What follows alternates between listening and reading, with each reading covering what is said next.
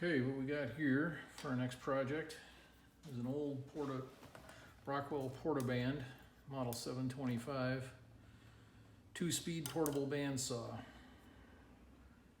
Cute little thing.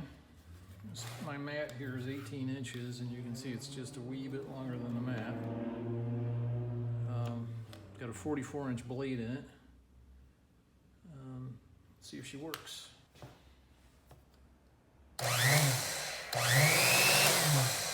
There's low speed. There's high speed. I can smell some ozone, so something ain't quite right. Do a quick inspection here. So, little bearings here. The blade rolls on, look like they're okay. Cord is busted. Strain relief is busted. Cord's taped up. That's got to be fixed. Let's look at the business end here.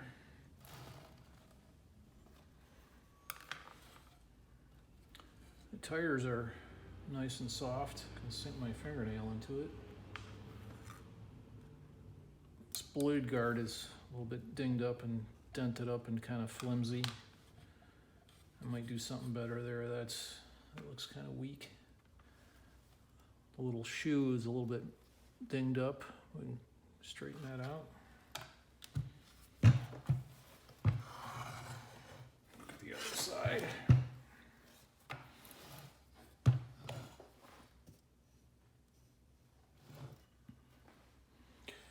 Got some oil coming out here, oil or grease, so we got either a leaky bearing or just plain dirty. Let's see if she cuts. Okay, here she is, my industrial strength workmate. So the way you use these is rest the shoe up against the work and hit the go button. Yep, she cuts. Okay, first thing is going to be the blade, so it's pretty easy. Give that a quarter turn, that releases the tension. And out she comes.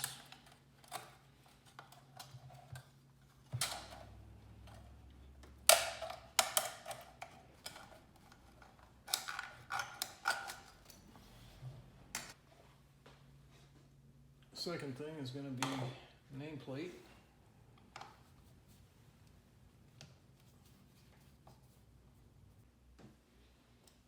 Okay,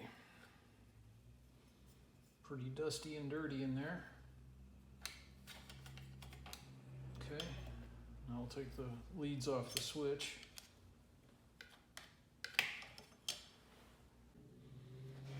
Okay, there's oil in here, so we got a bad bearing or something in there. Another thing to do is I'm just going to write the colors of these wires near the switch terminals.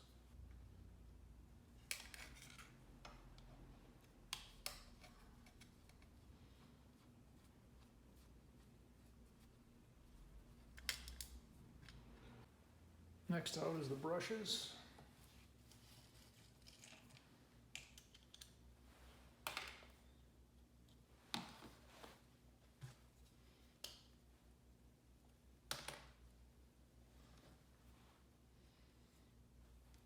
Got grease on them, so something's leaking in there.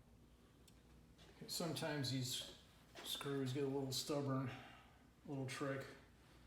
A punch and a steel to steel to steel. Steel hammer, steel punch, steel screw, just... Sometimes guys put Loctite on these things for some reason. Loctite and aluminum is just like gluing it in there, so... And then a good high quality screwdriver. I'm using a Weehaw. And put your shoulder into it. There it goes. Okay.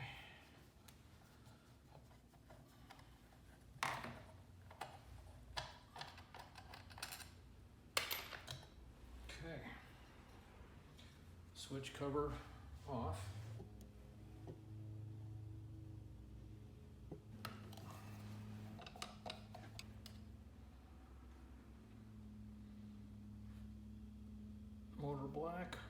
white, cord black, cord white. Okay, off it comes. The switch is just a little bit dirty, but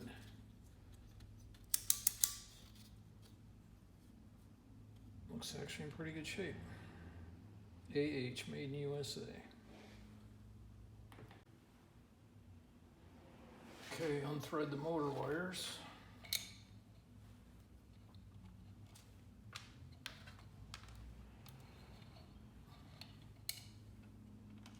So this one obviously went from the trigger switch to the high-low switch.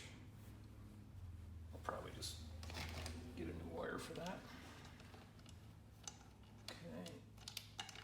Alright. Those out of the way. Spin off the front grip.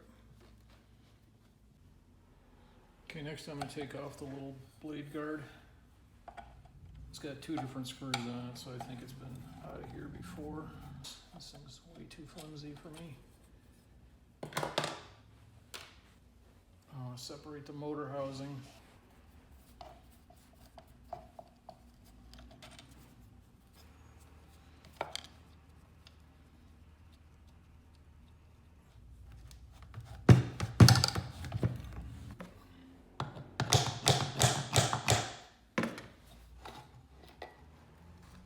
Okay, there's the armature, rotor.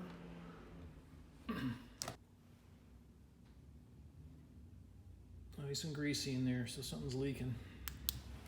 Okay, before I go too much further, I want to drain the gearbox. This is the gearbox plug right here. So I'm going to find a little catch basin and drain that gear lube out of there. Okay, here comes the nasty part.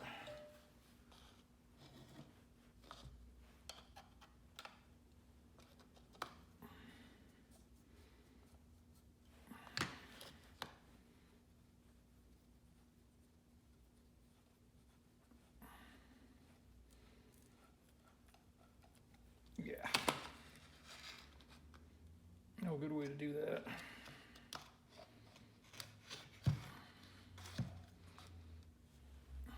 Well, just sit there and watch her drain for a little while. Okay, through the back where we took out the grease plug, there's a 9/16 lock nut in there that holds the armature in. See, I'm spinning. You can see that, but I'm spinning the armature. You can see the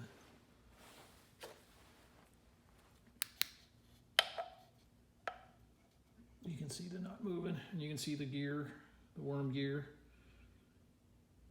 spinning with it. Okay, it's a 9/16 hex. So, got an SK socket on a snap-on handle. Joe Keegan would not understand, but that's what I got. So it's usually kind of tight, but not too bad. Okay. Off comes the nut. And you can then tap the armature out.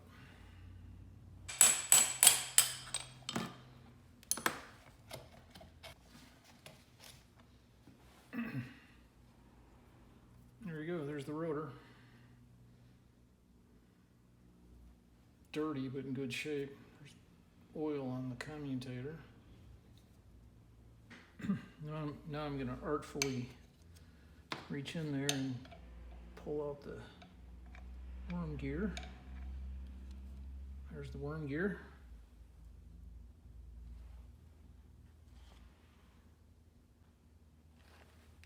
Now I'm gonna artfully pull out the rear rotor shaft support. There it is. Okay, now for the black hole of Calcutta here. The field windings. So it's all black with oil in there, so I'm sure you can't see, but holding my flashlight up to give you a little bit better view. So I'm going to back out those 2 Phillips head screws and pull the field out. Okay, Okay, just using my thumbs, I just dislodged it. Okay, before going any further, got to disconnect the brushes. Down in there, there's little springs on the brush holders. Those just roll off. And the field will then pull right out. Now this oily, messy field winding can come out of there. Yikes, that's bad.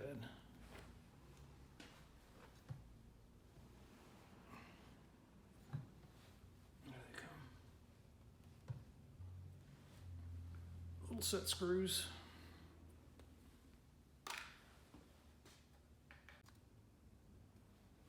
Okay, brush holders.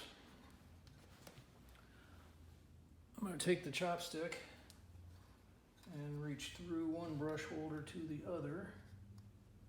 They push outwards. And just use the chopstick and a little gentle persuasion. Oh, there you go. There it is. And there's two paper washers that insulate the brushes from the housing, so they just fell off in this case, so I just dumped them out. The tension handles just held on with a little drive pin.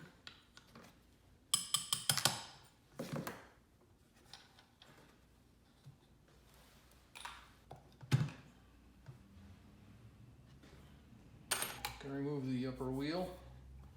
So I'm going to clamp her down to my bench with my old quick grip. This thing's so old that it's actually made in USA. Believe that or not. Okay, and then just a big old screwdriver. And this screw is not, that's attached to the to the shaft inside. So it doesn't actually turn with the wheel. Okay, here goes that. Okay, this is a 5/16 screw and washer. Okay, now to get the wheel off, there's a little trick. Let's take a 5/16 bolt of any flavor, 5/16/18. Thread it in where that screw just was, and then the garland number 1, and just whack it, and inertia will pull the wheel off. Okay, 2 pry bars will get it the rest of the way. And this is a thin casting, so not a lot of force here, just enough to separate it. Get the bolt out of there. It comes off easy, it's just there's no place to grip it with your fingers, so that's very light pressure on that thin casting. And out she comes. Okay, and it's got 2 bearings in it, 2 needle bearings, front and rear. And then there's the tension system for the front wheel, or the upper wheel. Okay, to get the springs off, I'm just using this spring as a fulcrum and a pry bar under the spring eye. These things are tight, so they will bite you, so be careful. This lets the tension go on the other one, and it'll just come off with its... Okay, you need a pair of snap ring pliers to get off this little snap ring right there. Okay, my channel lock, believe it or not, made in USA. Snap ring pliers. Off comes the little snap ring. Okay, out comes the tension control shaft. Just pulls right out. Okay, to get the upper wheel guides out, they're usually pretty tight, so I'm using my big old snap-on screwdriver and just back them out. Okay. The upper wheel housing comes off, and the little guides just just drop out.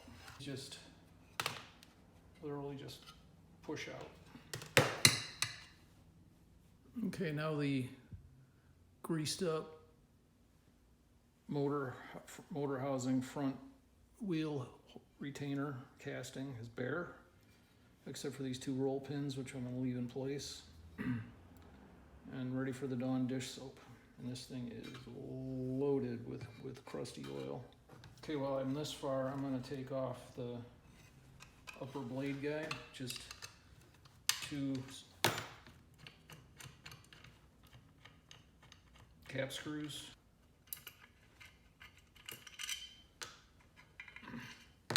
So there's the upper bearing and the two bolts that hold it on. Bearing looks like it's pretty okay. Flat blade screwdriver. This bearing is on a shoulder screw.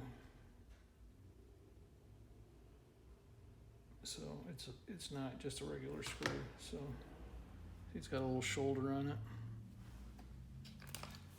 And then this little dude here, Phillips screw.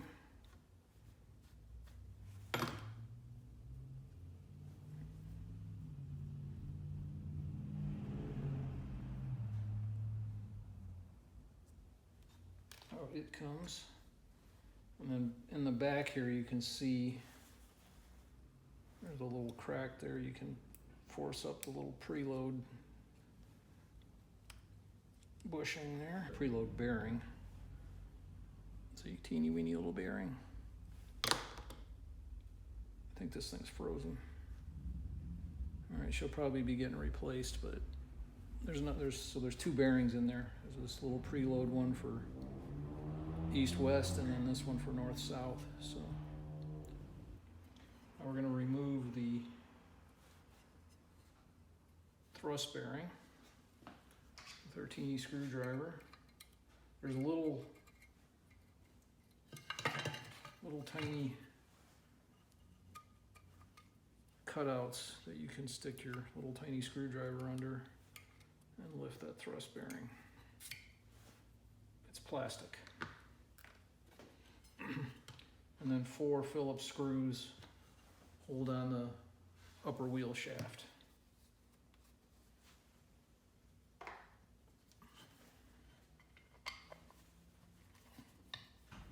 Notice also the orientation. There's a little cutout right there that goes up. See, the bottom doesn't have the little cutout, so these parts are just caked with oil. So I think what happened here is that we had a seal let go in the gearbox and or oil that they were oiling the cut with just got circulated up here and slung all over the place and made a real mess. So now the upper wheel shaft just pulls out.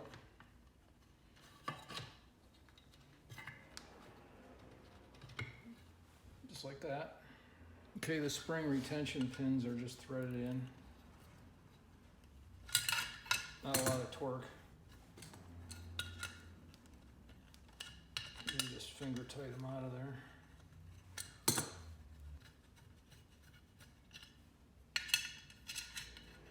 Okay, these will get de-rusted and this is ready to get cleaned up. Okay, similar to the upper wheel, here's the lower wheel. Again, this screw does not turn with the wheel. It's the bearing retainer, so just big old screwdriver and oof. Box wrench. Comes off, again spacer. Want to keep that. And this one has 3 screws for the drive chain, which is underneath here. So number 3 screwdriver, number 3 Phillips.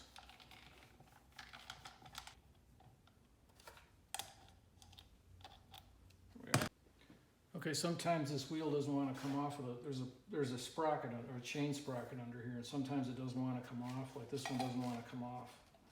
So what I did is I just threaded in a couple of longer 1/4 20 screws And I'm just gonna give them a little love tap with the Garland #1. And off she comes.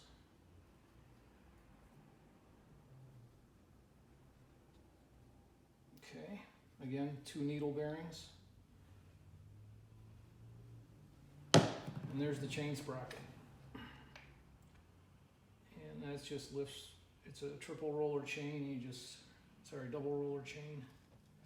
You just lift the chain off of the sprocket.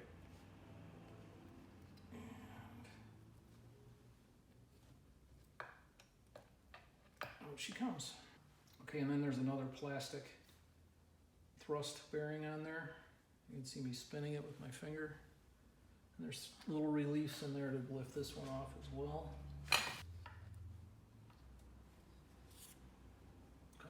There's a cutout in the axle. The orientation of that is towards the blade. Okay, now I'll remove the lower blade guard and the shoe.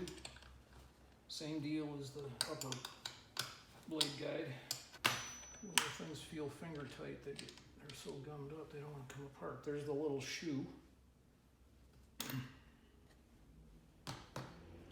And there is the lower blade guide.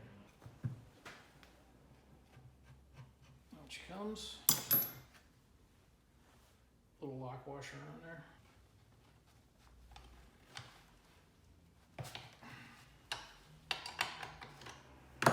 Stubborn one, but it's loose now. A little lock washer, a little washer.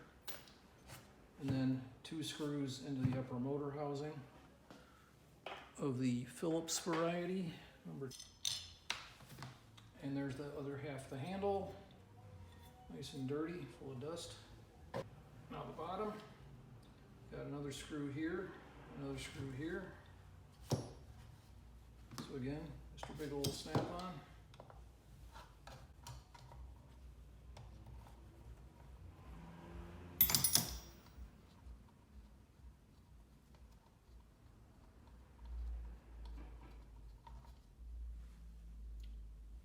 Little lock washer on there. Okay, now the motor housing is loose. And there you have it. Now this casting is bare. Oh, I'm going to remove the label. Drive out these little pins. Let me get set up to do that.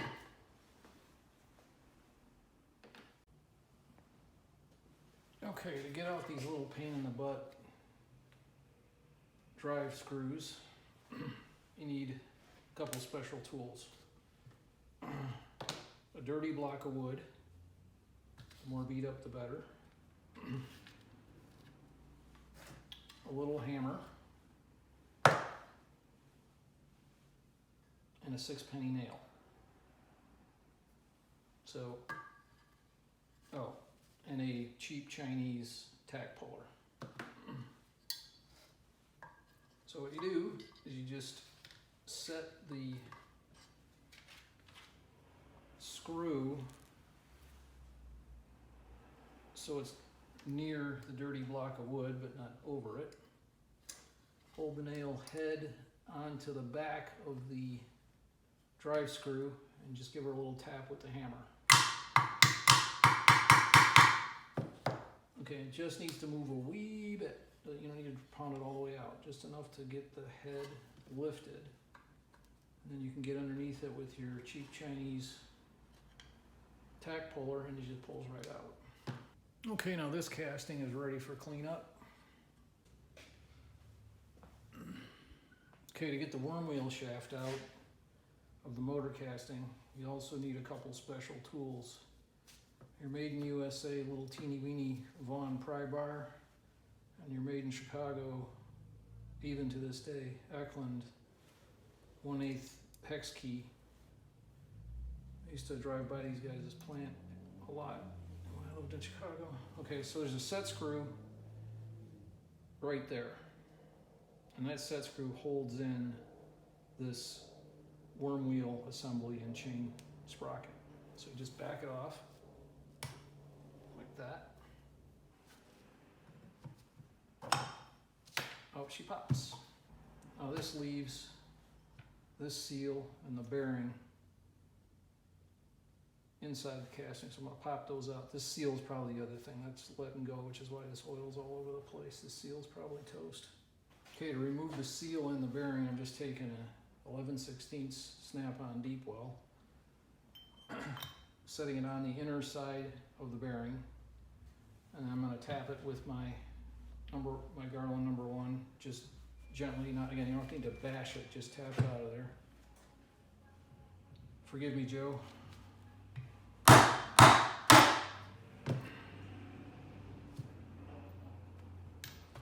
there you have it. Seal is rock hard, so this is definitely what was leaking. Now this casting is bare.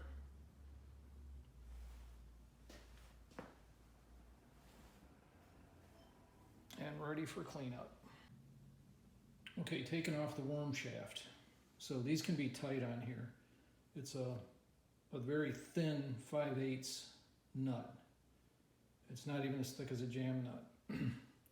And it can be hard to hang on to this worm wheel while you're trying to untorque it. So I just use a high-tech hose clamp, aircraft hose clamp, and just reef it on there real good. Use a nut driver so you can really get it on there. And then a good quality box wrench. I always, when I want a good quality wrench, I always reach for snap-on. That's just how it's always been. And a clamp. And then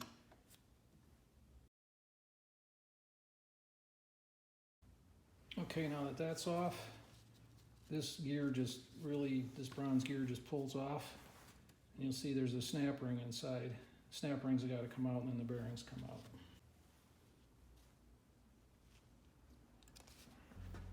Okay, method for getting out the woodruff key. Your little screwdriver, I guess you can use the drift if you want, but this thing is so cheap, I don't really care if I pound on it. Tap on the back of the key and rock it up out of its slot.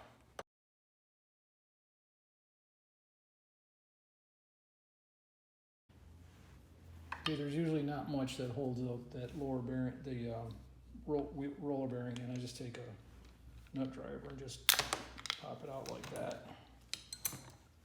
Okay, final step of the teardown is removing the bearings from the wheels. A couple of notes on this. I obviously already did it off camera, but these bearings are the same, so each wheel has got 2 of the same bearings in it. They're an oddball size, so you can't get them from McMaster or Fastenal or Granger, and they push out the same way. So these bores in these wheels are smooth bore all the way through. There's no shoulders, there's no nothing, so you can push them out with one operation. Just set them up on an arbor press or use a socket and a Garland and tap them out. Second thing is I heat these up. I just take the wife's hair dryer, the wife's old hair dryer, and just get these nice and warm before starting to press the bearings out or back in. Just makes it a lot easier, a lot less pounding, a lot less pushing. But you can push them out the same way, just from one side, shove them out. And then if they're damaged or need to be replaced, they got to come from Porta cable, who basically Rockwell bought Rockwell. And it's just this little oddball 5/8 needle bearing. And with that, the teardown is complete. So now we're just gonna clean stuff up, degreasing, washing, Dawn dish soap, citrus cleaner, rubbing and scrubbing. And then we'll do some detailing, and then we'll do reassembly.